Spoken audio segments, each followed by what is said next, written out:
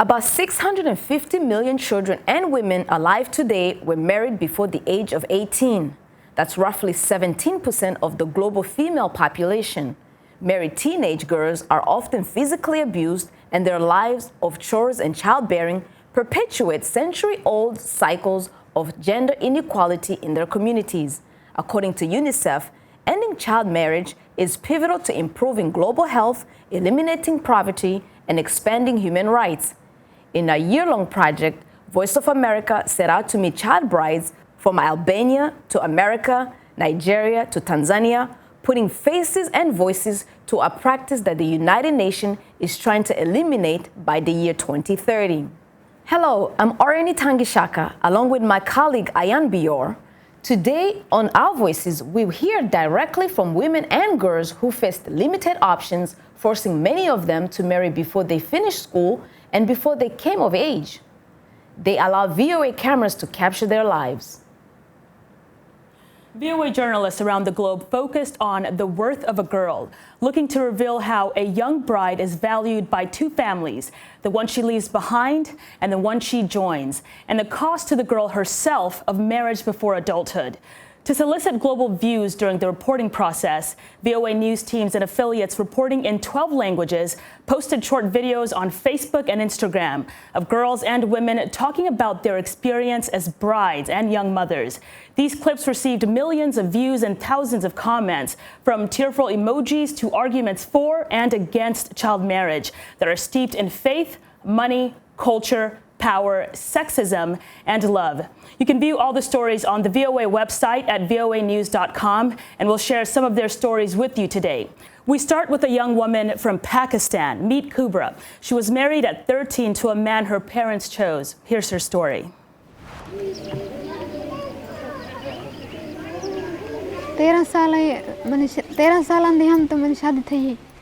I got married when I was 13. When I married, I had to do domestic work, and I wasn't prepared. My daughter was born 3 years later. I did not know how to care for her.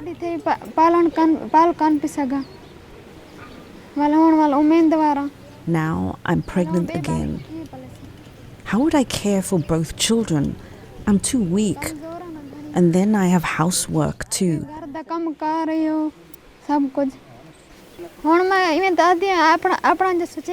Sometimes I wonder, why did I marry so early? I should have waited until I turned 18. My young daughter already wants to go to school. I tell her I support that. In our family, we have a tradition of early marriage. We marry off our daughters while they're too young, and the tradition continues. We still marry too young. My father decided who and when I should marry. My father believed that it was sinful for a daughter to remain unwedded once she reached puberty. My father believed that a girl should marry when she's strong enough to fetch water.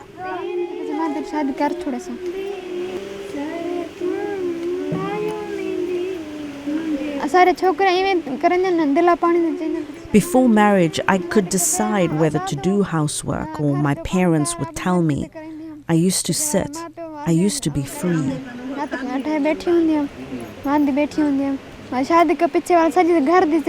But after I married, I became responsible for all the housework and childcare.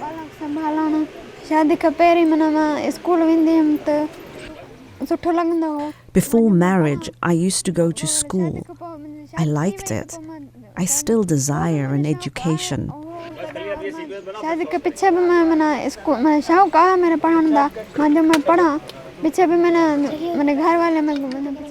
My parents stopped me by making me a wife.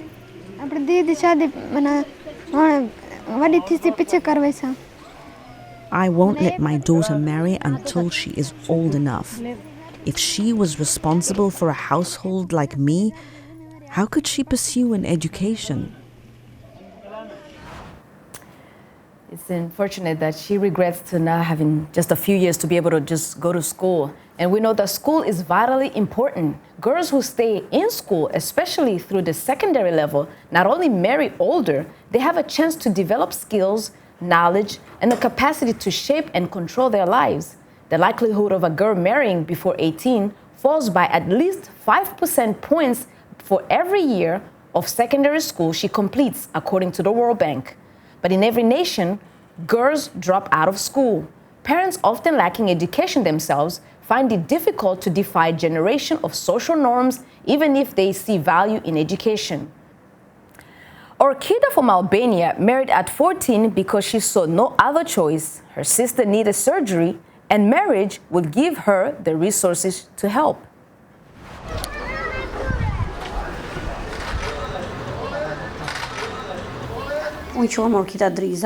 My name is Orkida Driza, and I was married when I was 13 and a half years old. One of my older sisters suffered from a grave kidney disease. Both her kidneys were failing. Her life was really in danger. My mom decided to marry me off so my sister could have an operation. Because the woman who wanted me to marry her son was on friendly terms with the doctors at the town hospital. She worked with my mom and told her, "If you give me your younger daughter for my son, I will do everything I can for your other daughter to receive medical care." It was an obligation to my family, and I did it to save my sister's life. I didn't know what a husband was, and I didn't know what to do. I just thought we'd be like friends, and in return, my sister's life would be saved. Not only was he blind, he was an alcoholic who never came home. I was 13 years old, and he was 24. The marriage lasted 15 years. I had 4 children with him. I took it, I took it, I took it, and I took it. Then I left because I couldn't take it anymore. When my oldest Bologna was 11 years old, someone from the Egyptian community came to ask to marry her.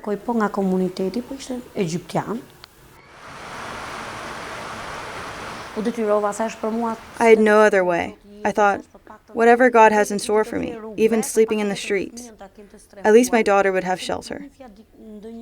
I didn't know anyone who could take her in. I regret it deeply, but I had no choice. She was engaged at 11. At 12 years old, that boy took her to his home. Then when she was 13 and a half, she became his wife for real.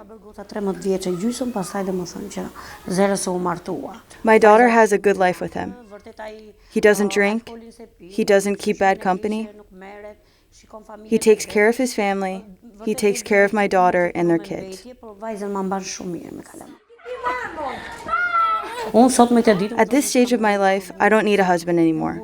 I am my own man. I have suffered a lot. What do I need a man for? Better to take care of myself and my kids. I am 40 years old. I am a grandmother. I call on all mothers. Even though we were married off all young, we should at least give a good education to our kids. You should be at least 20 to get married.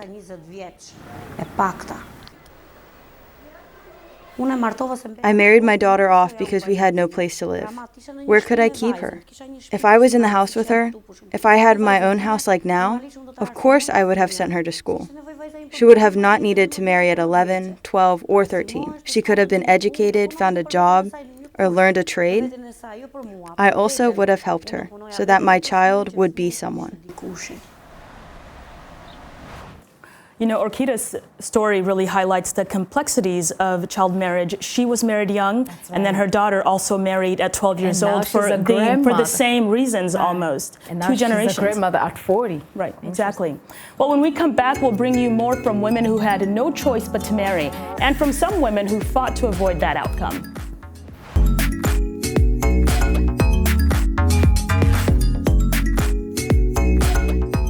Voices, we're talking about the news and issues you're talking about. Sharing stories of development and growth across Africa, around the world, and in our lives. Topics that inform, empower, and change the rules. It's time for Our Voices. With me, Haiti Adams Fitzpatrick. And Hadiza Kiari. And Ayen Bior. And Auriane Itangishaka. Join us on Facebook at VOA Our Voices. It's time for Our Voices.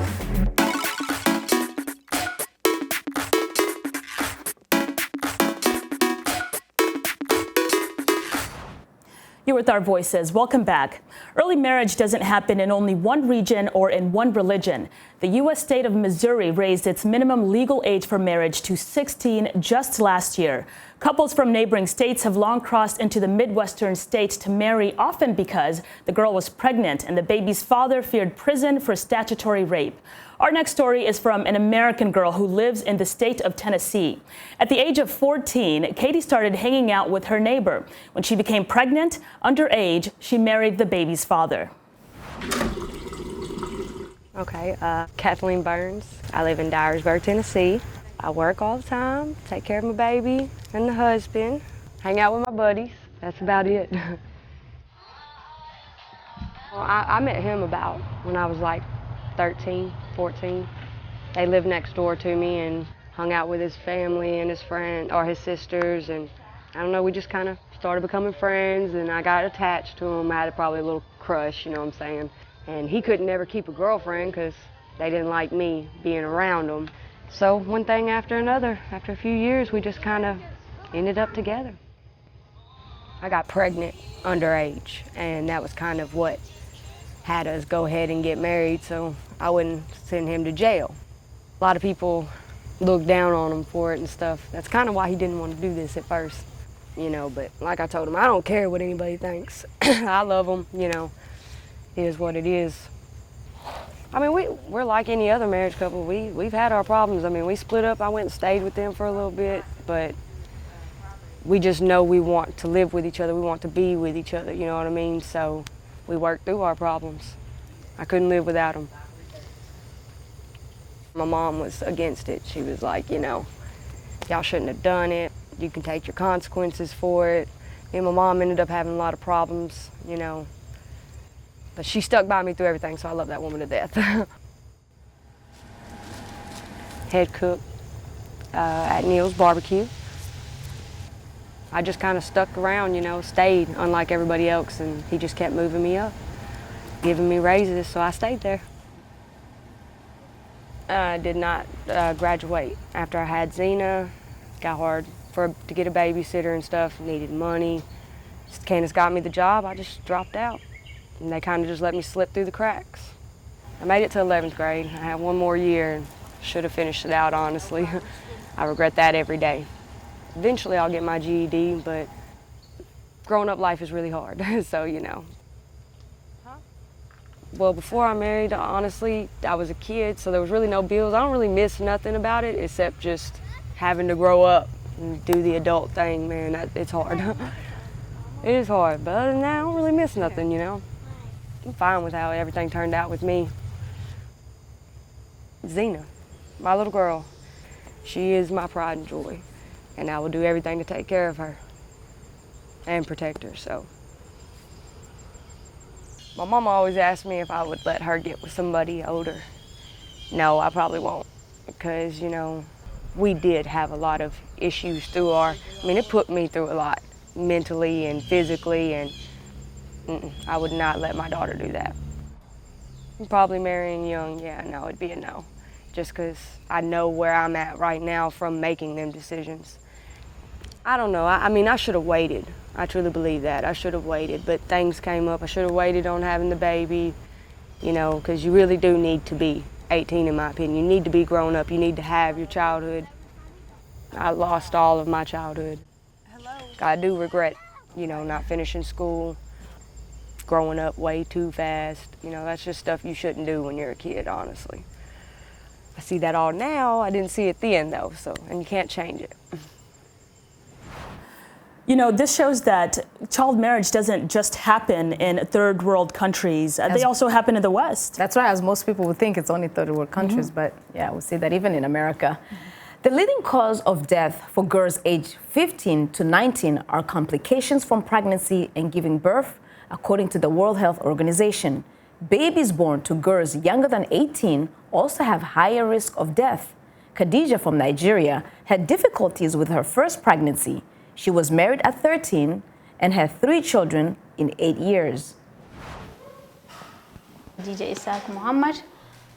My name is Khadija Isiaka Mohammed. I am from Kano municipality in Nigeria's Kano state. I was married off at age 13. I'm a member of the Fulani tribe and come from a family of clerics. Even now in our family, a girl cannot be more than 14 without getting married off.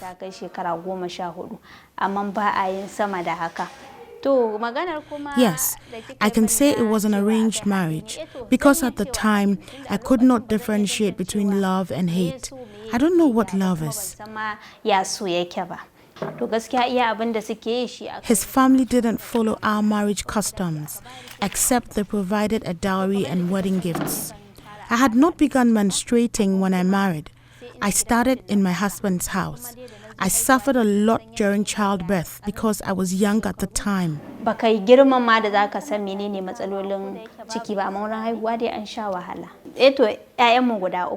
We have 3 children, 8 years. First of all, I have to thank my God. After my divorce, I had a lot of success. At first, I wondered how to go back to school.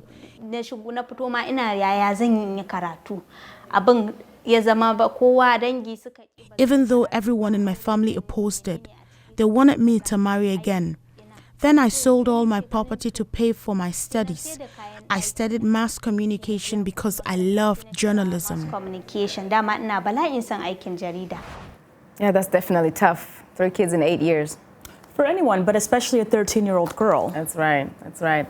We want to get you talking on social media. Catch us on Facebook, Twitter, and Instagram. Search for our handle @VOA Our Voices.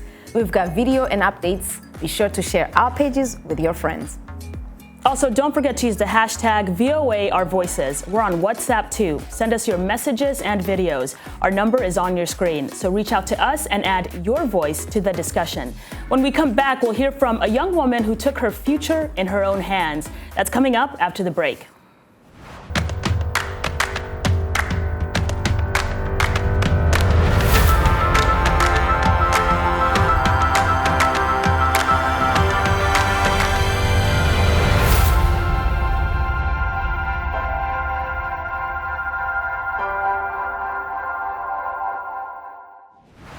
Meet Mwanhamis from Tanzania. At the age of 14, she was promised to a man she didn't know, but she used her voice to say no. This is her story.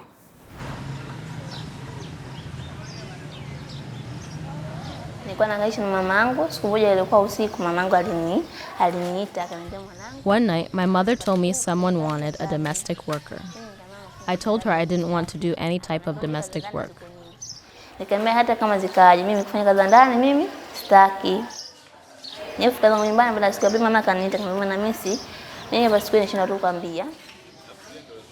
Later, Mom told me that someone had proposed to marry me. She said the man was a good person and young, but I said no. I cried.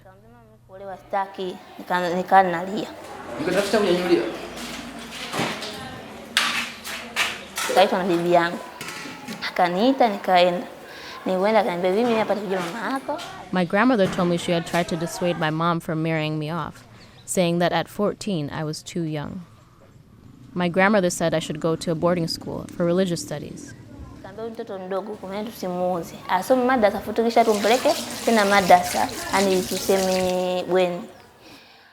Mom got angry at my grandmother for supporting me and not wanting to marry.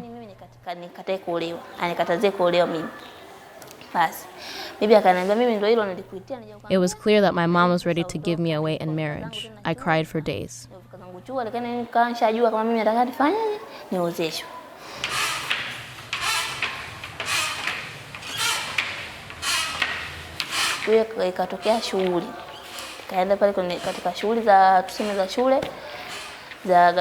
I had gone to a primary school's graduation ceremony where someone announced that any girl being coerced to marry should contact the police. I had written down the number. Grandma gave me a cell phone to communicate with the groom. I recorded his contact numbers. I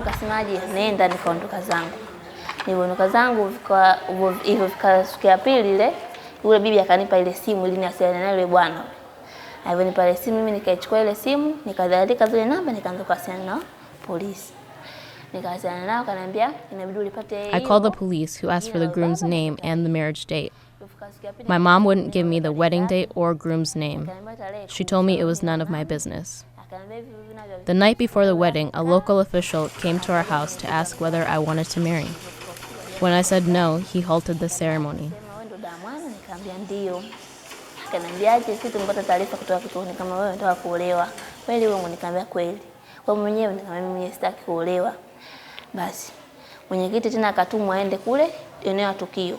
Akaambia hii ndoa isitishe.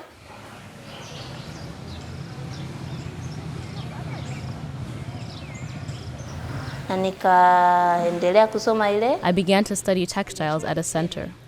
Then a social worker transferred me to the Kidua Center in Dar es Salaam. My dream is to become a great fashion designer. Ndoto zangu nataka niwe mwana design mzuri. Here's our new segment, Your Voices, where your voice is added to the conversation.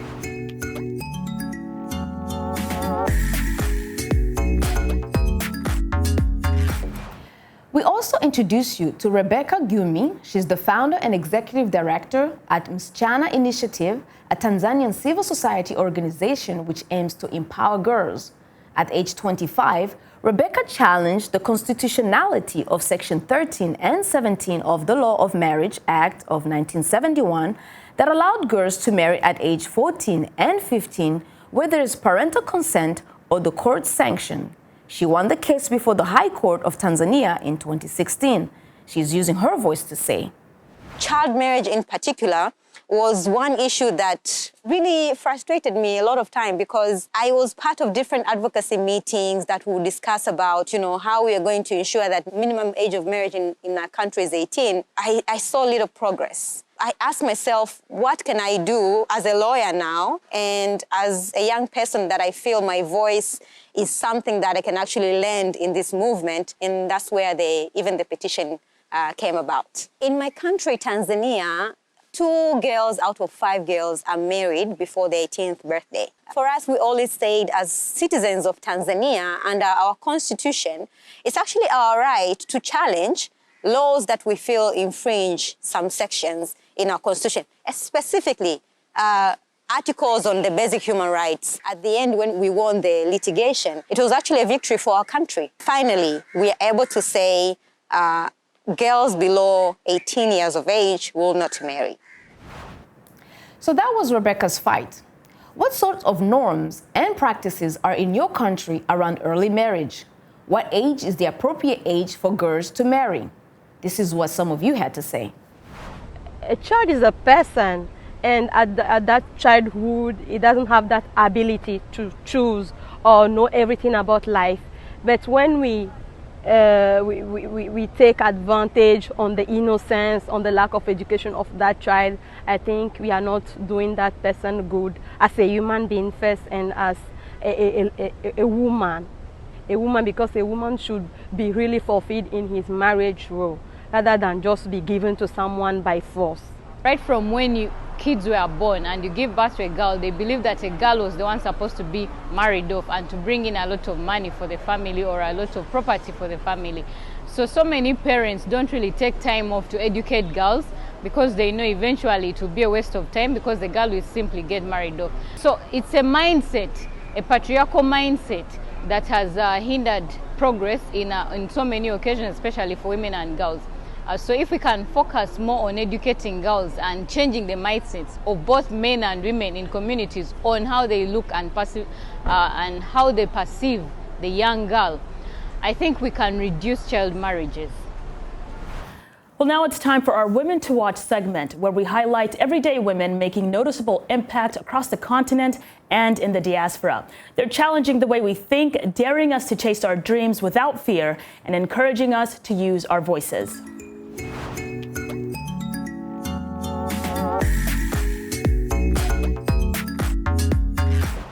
On June 18 in Dakar, Senegal, the Deputy Grand Imam of Al-Azhar issued a fatwa against child marriage. Considered by some Muslims to be the highest authority of Islamic jurisprudence, the Grand Imam said marriage should be based on the consent of both parties, particularly the young women. His words were delivered on the last day of the African Summit on Female Genital Mutilation and Child Marriage organized by Jahad Doucouré, a Gambian campaigner and founder of Safe Hands for Girls. Jaha, a survivor of child marriage and FGM, was having breakfast with her friend when the idea came to her that she wanted Muslim clerics to deliver a fatwa against child marriage a religious opinion issued by one or more Islamic legal scholars. Her thinking was, if news of a fatwa existence can reach imams in countries with high rates of child marriage, the practice can be stopped, as they could not deny the Al-Azhar's authority. Well, when the imam speaks, I guess Muslims have to listen. And it's really great to see men in positions of power using their voice to advance women's rights. That's right. Well, allow me to take you to the village of Itangishaka in Malawi, where a woman chief is using her power for good. Chief Teresa Kachinda Moto is the ultimate Nkosi. She's annulled over 1,500 child marriages in her village in just 4 years and has banned sexual initiations of young girls. In 2015, after years of political lobbying, Kachinda Moto and other campaigners got Malawi's parliament to pass a bill that sets the minimum age for marriage for both girls and boys at 18. Chief Kachinda Moto believes girls' education is the key to breaking the cycle of poverty and preventing lifelong health and social problems for women. And I love what she says to her critics. She says, "My opponents here say I am defying our tradition, but in my view, we are redefining it." All right. Isn't that good? I like that. That's awesome. Well, who do you think deserves a shout out in combating child marriage on the African continent? Use the hashtag VOA Our Voices and tell us who you think is a woman to watch. Be sure to watch Our Voices on the VOA website, where you can find the world top news stories. Well, we're going to leave you with a music video that UNICEF launched with international music producer Moon Boot and vocalist Black Gatsby to join global efforts to fight against child marriage and to promote schooling for girls in Niger. On behalf of the Voice of America and along with my colleagues, thanks for tuning into Our Voices. Good day.